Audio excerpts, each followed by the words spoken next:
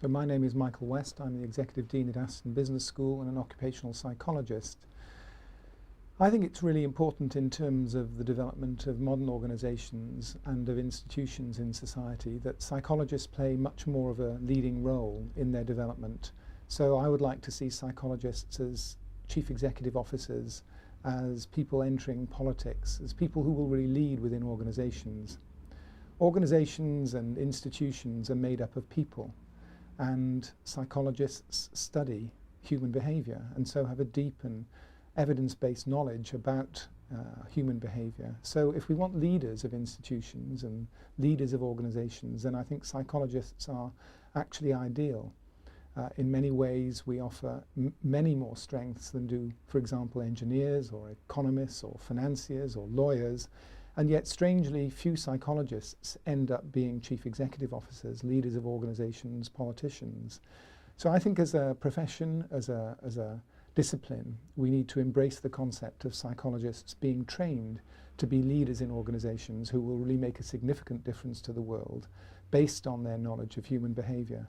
The richness in our discipline as a result of research across all areas of the subdiscipline is absolutely enormous. The difference that we can make to organisations and societies is consequently huge too. But I do think we need to embrace that concept of the psychologist as leader in organisations and in society if we are to really make a positive difference and fulfil the potential of our discipline and profession. That means a concern with issues like performance and strategy and so on. So in addition to really changing our self-concept, I think we also have to interact with other disciplines like economics, strategic management, finance as well, in order that we have our psychological knowledge contextualized in the issues which are of concern in organizations and concern in government and concern in society. I think the second important element of the message that I would like to get across is that if we are to fulfill the potential of organizations, knowing what we know from psychology about human well-being and growth and development, that we need to create organizations and communities where there is a high level of positive emotional experience. Negative emotional experiences are enormously important in human behavior, but we accept too readily the creation and the development of organizations that are negative places for human beings to be and to work. So there's a lot of conflict, people are not given positive feedback, they're not given opportunities to grow and develop. And we know that if people experience positive emotion, they're more creative, they're more cooperative, they extend their behavioral repertoire. So we must take responsibility for getting the message across that people need to have by and large positive experiences within their workplaces if they're to really fulfill their potential and enable the organization to fulfill their potential.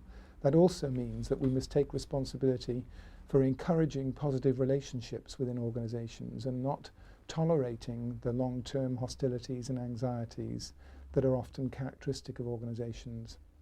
So the key message that I want to get across is that really psychologists should take on the mantle of leadership. They should have a vision of the changes that they want to make, the difference they want to make to organizations and societies and communities.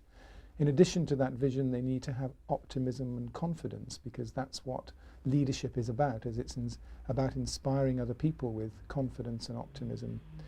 It's also ensuring that they are encouraging good relationships. As leaders, we need to encourage good relationships within our organizations, within our communities. And our discipline, our science, has given us a great deal of evidence about how we build trust, how we build good relationships, and we must take responsibility for ensuring that that occurs within organizations and communities. It's also about building effective teamwork. We have so much evidence that teamwork makes a real difference to the productivity and creativity of organizations. So as leaders, we must take responsibility for creating effective teams and communities of teams within organizations. Increasingly, for organizations and societies and institutions to be effective, collaboration is necessary. We have to work across boundaries.